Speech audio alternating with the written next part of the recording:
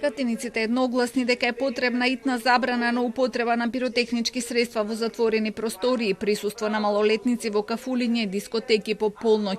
Со измените на Законот за јавен ред и мир предложени од ВМРО ДПМН се предвидува изголемување на казните од 200 до 250 евра за физички лица, како и од 500 до 10.000 евра за правните лица, микротрговците, малите, средни и големи трговци.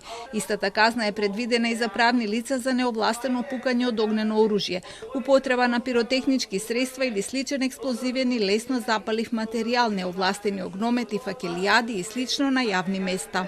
Генерално се стеснува обрачот спрема користењето, односно ризиците со пиротехника во затворен простор.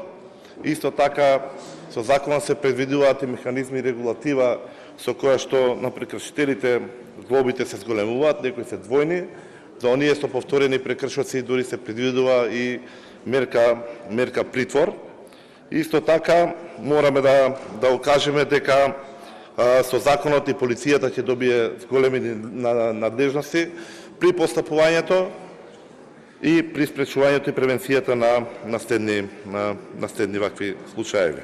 Пратениците денеска седнаа во пратеничките клупи под двонеделна пауза, откако со консензус се договорија да немаат седници поради трагедијата во Кочанската дискотека. Реакциите на јавноста дека биле на пролетен одмор за нив се неоправдани.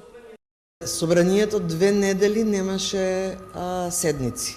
Меѓутоа, еве и јас и многу мои колеги од сите политички партии бевме во собранието и си имавме и средби со граѓани и работевме на онаа што значи и креирање на политики, нови закони, предлог закони, меѓутоа и се онаа што е дел од нашите обврски.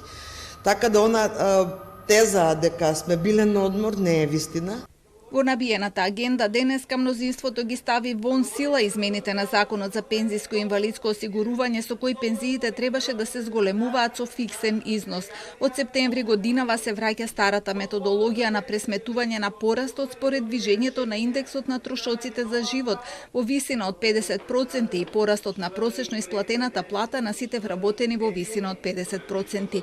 Не беа изгласани ниту предлозите на левица породилното да се зголеми на 18 месеци, а платата да се добива најдоцна до 5 во месецот. Поддршка не доби ниту предлогот на пратеничката Моника Зајкова со измени на Законот за спречување на семејно насилство, покрај забраната за приближување да се воведе електронска нараквица за сторителите на семејно насилство, што ќе ја предупредува жртвата дека сторителот се приближува.